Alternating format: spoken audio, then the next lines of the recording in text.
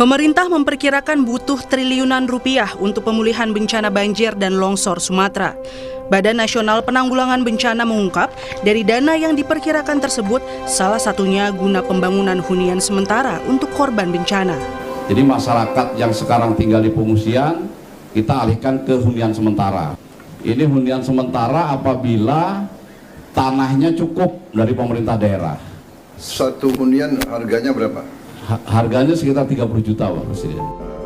Pada rapat terbatas yang digelar Presiden Prabowo di Aceh Minggu 7 Desember lalu, BNPB menyampaikan butuh dana hingga 51,81 triliun rupiah untuk pemulihan bencana Sumatera. Dalam rapat tersebut, Menteri Dalam Negeri Tito Karnavian juga meminta bantuan 2 miliar rupiah untuk setiap kabupaten dan kota terdampak bencana di Sumatera. Presiden melipat gandakan permintaan itu dan keras mengingatkan tak boleh ada korupsi dalam pemanfaatan dana untuk bencana tersebut. Baik, Mendagri, Anda minta 2M per kabupaten ya? Saya kasih 4M. Ya. Provinsi yang paling besar mana? Yang paling berat ya? Kirim 20M. Saya ingatkan, tidak boleh ada penyelewengan, tidak boleh ada korupsi di semua entitas pemerintahan. Saya tidak mau ada pihak-pihak yang menggunakan bencana ini untuk memperkaya diri. Saya akan tidak, sangat keras. Sementara itu, Menteri Keuangan Purbaya Yudi Sadewa memastikan anggaran pemulihan bencana sesuai usulan Presiden dan BNPB sudah siap. Dana itu akan berasal dari efisiensi APBN tahun depan. Ada masih anggaran untuk bencana, kan ada setiap tahun tuh 5T. Itu satu. Nanti kita sudah sisir anggaran 2026. Sebelum ini kejadian sudah kita sisir sebetulnya untuk kegiatan-kegiatan yang tidak terlalu berguna, kayak rapat-rapat nggak jelas, itu segala macam. Jadi kita bukan potong anggaran ya, efisiensi kan. Sudah kita lihat itu ada sekitar ada 60 triliun lah dapat. Meski pemerintah sudah memastikan anggaran untuk pemulihan bencana, penerapannya harus diawasi bersama agar korban tak memikul beban ganda, yakni terdampak bencana dan korupsi akibat tangan-tangan yang mengambil keuntungan di tengah kesempitan. Tim Liputan, Kompas TV.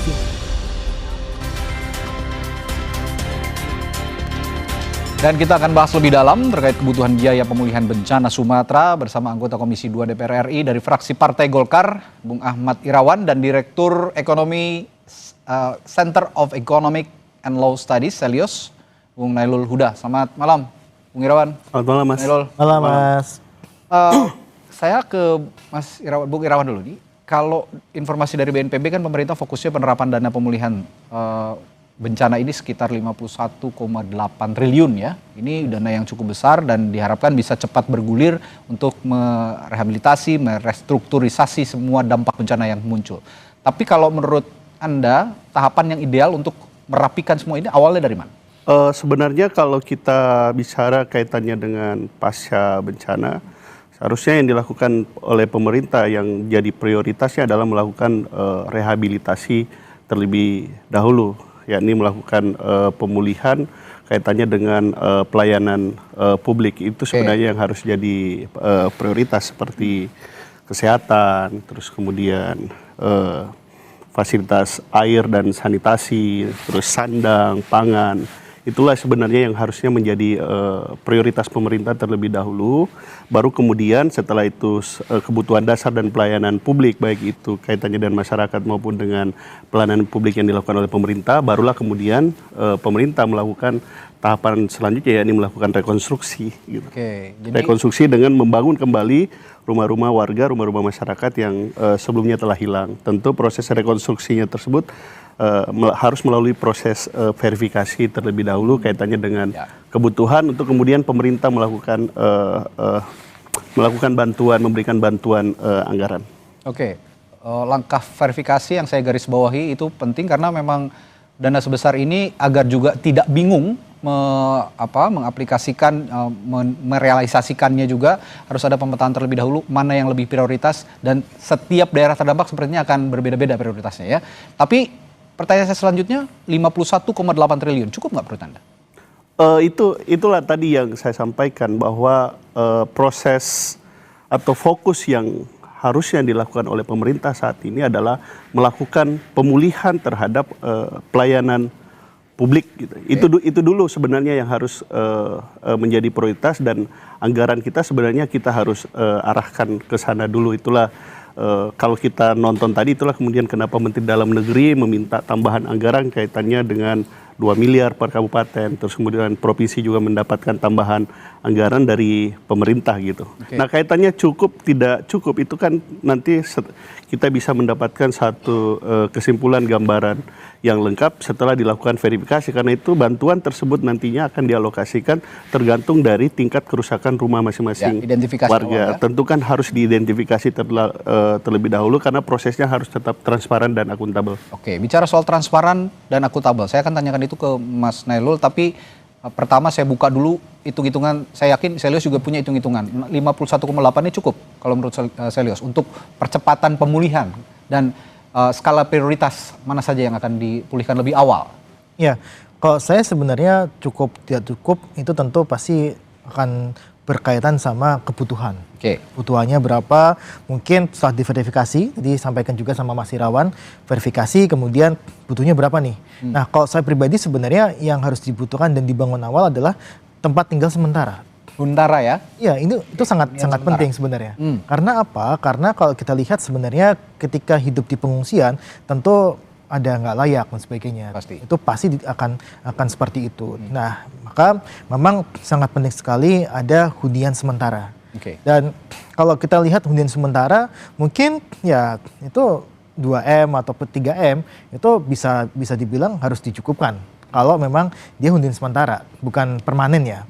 Nah, kemudian kalau kita lihat sebenarnya di Badan Nasional Penanggulangan Bencana itu sudah punya data tuh sebenarnya. Yang rusak ringan berapa, rusak berat berapa, rusak sedang berapa untuk masing-masing rumah.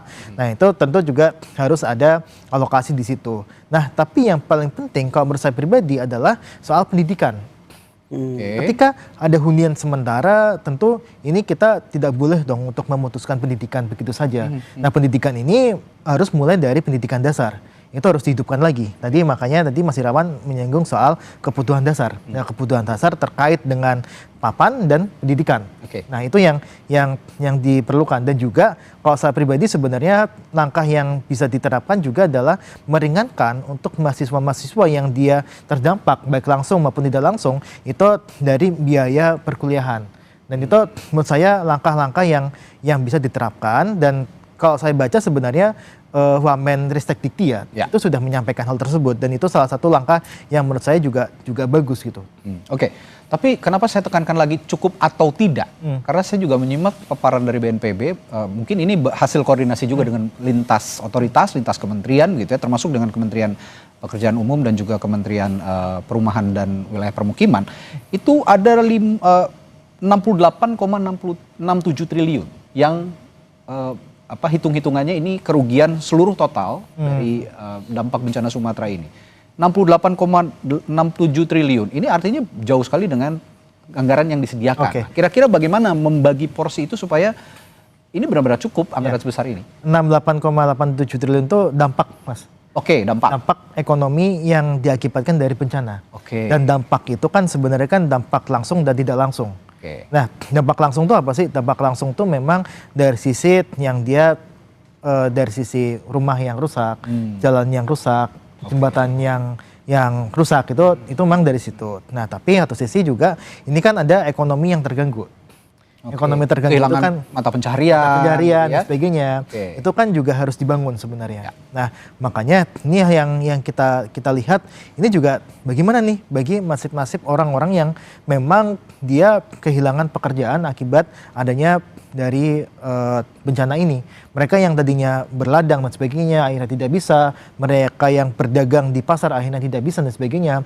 Itu kan juga harus dihidupkan kembali. Nah, makanya memang kalau menurut saya 51T ini harus dijelaskan apakah memang dari sisi infrastruktur atau pembangunan fisik ya, dan juga atau juga dari sisi pembangunan ekonomi, pembangunan SDM dan sebagainya. Itu juga sebenarnya sesuatu yang juga harus diperhatikan juga sama pemerintah. Oke, itu kita tadi bicara soal prioritas penggunaan anggaran apa saja dan ada pemetaan begitu ya dari pemerintah, slot-slot mana saja yang harus didahulukan.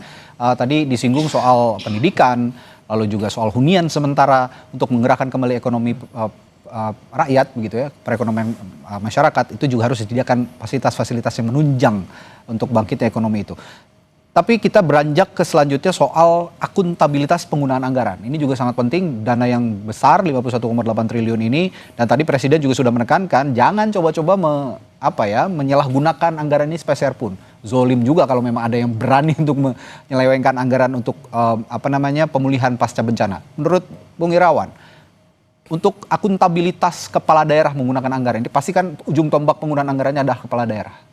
Anda di Komisi 2 bermitra dengan Menteri Dalam Negeri. Menteri Dalam Negeri juga secara tidak langsung juga akan mensupervisi bagaimana penggunaan anggaran ini dipakai oleh kepala daerah. Apa yang Anda bisa tekankan untuk penggunaan anggaran ini, terutama soal akuntabilitas? Ya tentu kan kalau kaitannya dengan bencana alam seperti banjir atau bencana hidrometeorologi.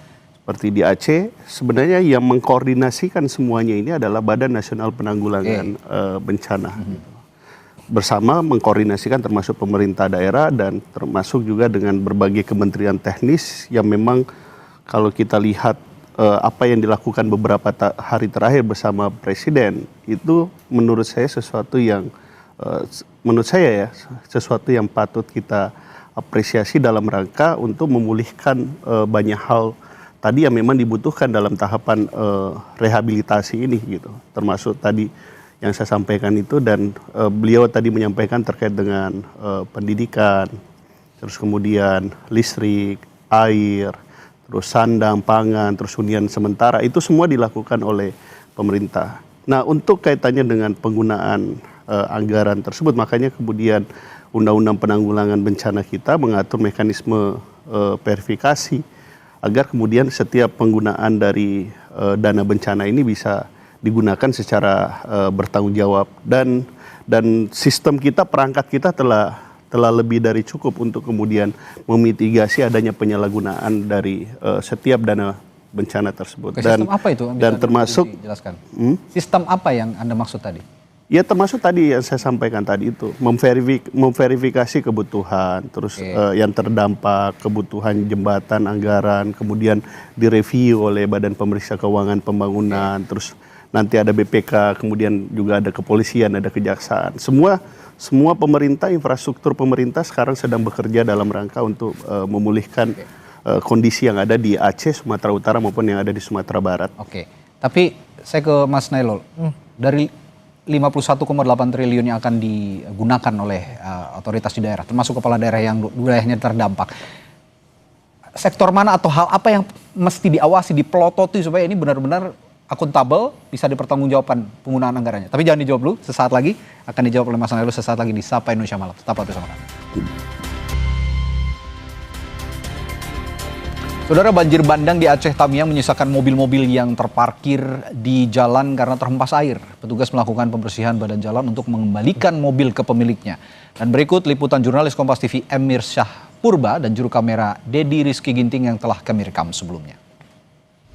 Ya saudara, pasca banjir di Aceh Tamiang, sejumlah titik di badan jalan terdapat mobil-mobil yang terparkir yang ditinggal pemiliknya. Isu yang beredar di media sosial, saudara, terdapat jenazah yang berada di dalam mobil. Namun dari pantauan Kapolres Aceh Tamiang pada Senin kemarin sudah melakukan pemeriksaan dan tidak ada ditemukan jenazah dan hanya menemukan barang-barang pribadi milik pemilik mobil. Dan saya akan mengajak Anda untuk melihat salah satu kendaraan mobil yang ditinggal oleh pemiliknya di sini, saudara. Dan memang untuk interior mobil sudah dipenuhi oleh lumpur, dan tadi saya juga melihat barang-barang pribadi yang ditinggal pemiliknya juga. Pihak Jasa Marga hari ini membantu untuk proses pembersihan yang selanjutnya dibawa oleh pemilik bengkel untuk nantinya memperbaiki mobil-mobil yang ada di sini, dan juga tentunya berkoordinasi dengan pemilik mobil yang ada. Dan saya akan mengajak Anda untuk mewawancarai salah satu petugas yang hari ini ikut serta dalam pembersihan badan jalan. Baik, selamat siang Bapak. Ya, siang. Dengan Bapak siapa Pak? Aris Setiawan dari Jasa Marga. Baik Pak Ari, bisa diceritakan mungkin untuk kegiatan pembersihan badan jalan hari ini? Oke, baik. Kami dari Jasa Marga memang diutus. Kita ada tim dari Medan, Jasa Marga Medan, ke sini untuk membantu Dinas Bina Marga di sini membersihkan lajur yang diparkirkan kendaraan dari korban banjir gitu. Jadi jalan ini akan kita fungsionalkan, kita bersihkan untuk kelancaran lalu lintas. Kira-kira di sini ada berapa mobil tadinya Pak? Ya, jumlah mobil di sini kurang lebih 20 kendaraan. Jadi nanti kita bersihkan semua ke pinggir biar lancar. Baik, untuk selanjutnya nanti mobil-mobil ini akan dibawa kemana ya Pak? Oke, baik. Mobil-mobil ini kan kita nggak tahu pemiliknya siapa. Kita bekerja sama dengan Polres tempat untuk mendata mobil-mobil ini. Jadi nanti Polres yang menghubungi langsung pemiliknya. Ya. Terima kasih atas wawancaranya Bapak. Dan itu tadi saudara perbincangan singkat saya dengan salah seorang petugas Jasa Marga yang pada hari ini melakukan pembersihan badan jalan ataupun sterilisasi badan jalan dari mobil-mobil yang ditinggal oleh pemiliknya. Emir Syahpurba, Dedi Rizky Ginting, Kompas TV, Aceh Tamiang, Aceh. Ya, dari informasi yang disampaikan jurnalis Kompas TV Emir Syahpurba tadi, saya akan sedikit meminta tanggapan juga dari para narasumber saya malam hari ini. Ini kan soal kendaraan warga, alat transportasi warga yang banyak sekali mungkin tidak bisa dipakai lagi, hancur gitu. Pendataan awal tadi Jasa Marga sudah melakukan gitu, dan sepertinya memang mekanismenya sejauh ini Jasa Marga ya yang akan mengcover itu. Nah, kira-kira sudah tepat langkah ini langsung diterjunkan Jasa Marga atau ada langkah yang lebih cepat lagi bisa memulihkan alat transportasi warga yang terdampak ini? Mas Nailul dulu. Ya, kalau sebenarnya kalau kita menganut kepada kejadiannya ya, di jalan raya, kemudian kita juga setiap tahun juga membayar insurance ke Jasa Marga, nampaknya memang sudah saatnya Jasa Marga itu ikut chip in lebih dalam. Artinya dia bertanggung jawab terhadap kerusakan yang terjadi di mobil tersebut gitu kan. Karena di situ memang sangat jelas ketika insurance itu terjadi dan bisa diklaim ketika kejadian ini di jalan raya, dan itu kan di jalan raya kan pasti kan, dan itu seharusnya memang Jasa Marga ikut andil di situ, dan memang andilnya cukup besar gitu. Nah, apakah memang nanti ke depan bisa jadi sebenarnya kalau mobil itu bisa sudah diinsuransikan, swasta itu juga bisa ikut juga di situ, tapi yang saya rasa yang bergerak pertama dulu memang Jasa Marga, karena kan ya itu kan tanggung jawab Jasa Marga ya. Ya, dari Bung Irawan, mungkin ada inovasi dari DPR, ada dorongan untuk alat transportasi warga tadi yang rusak, ada dorongan tertentu untuk agar supaya warga juga, mobilitas warga juga bisa perlahan pulih gitu kira-kira? Ya, tentu. Cuma yang tadi itu saya nggak tahu apakah kemudian tadi Jasa Marga atau Jasa Raharja ya, karena Jasa Marga itu kan pengelola jalan tol mungkin tadi di Sumatera. Nah, tentu saya kira pemerintah juga telah memikirkan banyak hal dalam kaitannya memulihkan apa yang kemudian dirasakan oleh warga saat ini, termasuk juga beban-beban kaitannya dengan seperti transportasi, terus perumahan dan lain-lain sebagainya, terus kredit usaha rakyat. Nah, mungkin saja kami di DPR tentu akan mendorong kemudian kepada pelaku-pelaku usaha yang ada kaitannya dengan masyarakat yang terdampak untuk kemudian mengambil kebijakan relaksasi gitu terhadap berbagai termasuk mungkin tagihan tagihan cicilan mobilnya, cicilan kredit usaha rakyat. Atau kalau mau mengambil kendaraan baru, DP-nya dipres begitu ya? Ya, pasti saat ini semua pemerintah sedang bekerja untuk kemudian bagaimana agar perekonomian di Aceh, di Sumatera, di Sumbar itu bisa kembali seperti semula. Tentu kami DPR terus menjaga, mengawasi untuk kemudian juga ikut mendorong, terus menyemangati pemerintah agar kemudian menyelesaikan dan memenuhi kewajibannya untuk memenuhi kebutuhan masyarakat. Oke, ya saya koreksi tadi Jasa Raharja kalau insurance ya, seperti kalau Jasa Marga pengguna jalan tol. Kalau kecelakaannya di jalan tol mungkin Jasa Marga. Ya. Ini karena kecelakaannya atau insidennya terjadi di jalan raya, mungkin Jasa Raharja yang nanti akan mengcover. Saya beranjak ke pertanyaan sebelum jeda tadi, Mas Nailul, soal penggunaan anggaran, akuntabilitas penggunaan anggaran oleh kepala daerah yang disediakan oleh pemerintah pusat sebesar 51,8 triliun. Nah, kalau tadi Bung Irawan sudah memaparkan ada pengawasan nanti diverifikasi oleh BPK dan segala macam. Tapi item yang harus diplototi, paling harus dilihat, dikawal, diawasi. Kira-kira untuk penggunaan anggaran bencana, pemulihan pasca bencana ini apa? Ya, kalau kita lihat sebenarnya dari kasus-kasus yang ada ya, itu kan ada korupsi-korupsi yang terkait dengan bansos dengan jumlah yang banyak, item yang banyak. Artinya yang item yang diberikan tuh banyak, bisa jutaan, bahkan kalau kita lihat ketika COVID itu dia bermain item yang paling murah sebenarnya. Tapi situ masif ya, kuantitinya itu banyak.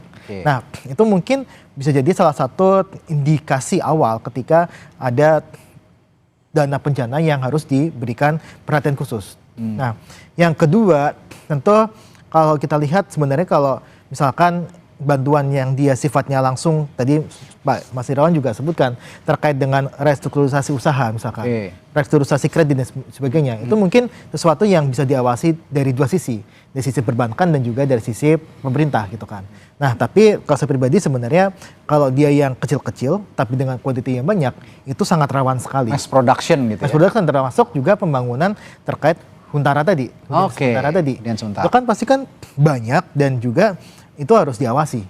Termasuk pembelian material untuk membangun Huntara begitu ya kira-kira ya? Iya, tapi ya semuanya wajib diawasi. Betul. Tapi memang kita harus lihat dari sisi yang kuantitinya banyak, itu penyelewengannya itu lebih berpotensi lah. Ya, tapi ngomong-ngomong Huntara ini, sebenarnya kan bukan pertama kali Huntara ini diinisiasi oleh pemerintah untuk menanggulangi mereka korban bencana yang kehilangan tempat tinggal. Masih kita ingat bencana gempa bumi dan likuifaksi di Palu, yang saya dengar informasinya hingga detik ini saja masih belum tuntas 100% pembangunan Huntara ini dan masih menyisakan sejumlah problem dan masalah yang harus diselesaikan. Nah, untuk bencana Aceh, Sumatera Barat, Sumatera Utara, khusus untuk hunian sementara, apa yang harus diawasi? Yang pasti adalah lahan. Kenapa sih? Tadi sebenarnya sebutkan juga lahannya seperti apa. Apakah memang lahan milik pemerintah atau lahan milik swasta? Itu harus clear juga kan. Ketika di situ ada lahan pemerintah dan digunakan untuk hunian sementara, itu mungkin problemnya akan lebih sedikit karena tidak ada pembebasan lahan dan sebagainya. Nah, kalau saya pribadi sebenarnya di situ masalah lahan itu harus diselesaikan lebih awal. Lahannya siapkan dulu. Nah, ketika lahannya disiapkan, maka pertanyaan berikutnya adalah siapa yang akan membangun? Apakah diserahkan kepada PU, dan hal ini berarti pemerintah secara langsung, atau diserahkan kepada BUMN? Kan ada juga BUMN yang ingin membangun dan sebagainya gitu kan. Nah, kalau menurut saya ini yang memang harus dijelaskan lebih awal, siapa yang membangun dan juga lahannya milik siapa. Kalau saya pribadi, kalau lahannya dia pemerintah itu banyak, misalkan manfaatkan lahan dari PTPN ataupun lahan dari BUMN yang memang di situ ada lahan BUMN, itu saya rasa nggak akan jadi problem terkait dengan lahan.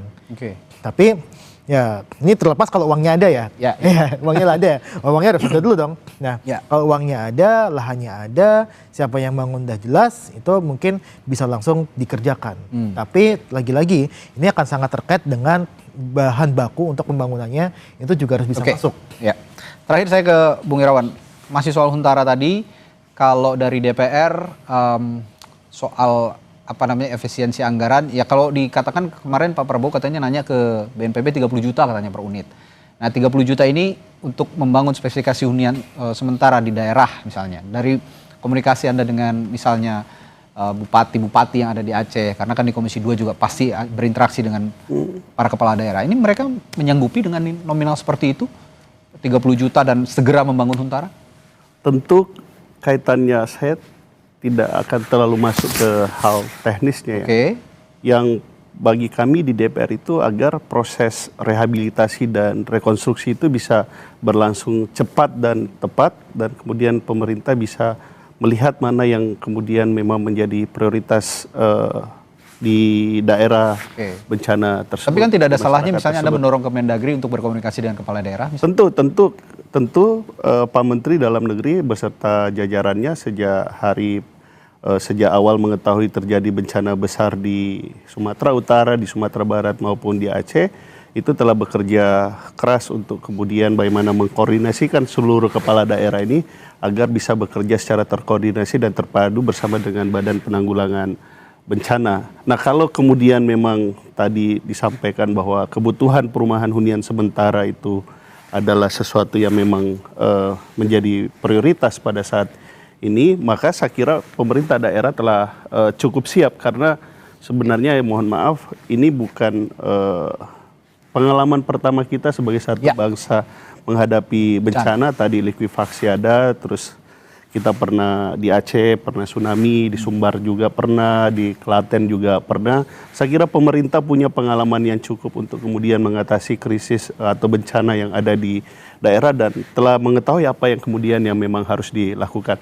Tugas kami di DPR adalah mengawasi agar pemerintah bisa bekerja memang sesuai dengan prinsip-prinsip dalam pelaksanaan rehabilitasi dan rekonstruksi tersebut dan memastikan anggaran tersebut tersedia dan tidak terjadi penyimpangan tentunya sebagaimana yang diharapkan oleh publik. Satu lagi Mas. Silakan singkat saja. Ya, singkat aja. Sebenarnya kita dari masyarakat sipil juga meminta untuk Presiden menetapkan ini sebagai bencana nasional. Karena dengan menetapkan status tersebut, ini bisa jadi salah satu yang ditunggu juga adalah fokus pemerintah akan ke sana. Dan saya rasa ini sesuatu yang sebenarnya mudah bagi pemerintah untuk menetapkan status bencana nasional. Dan ini belum terlambat menurut Anda?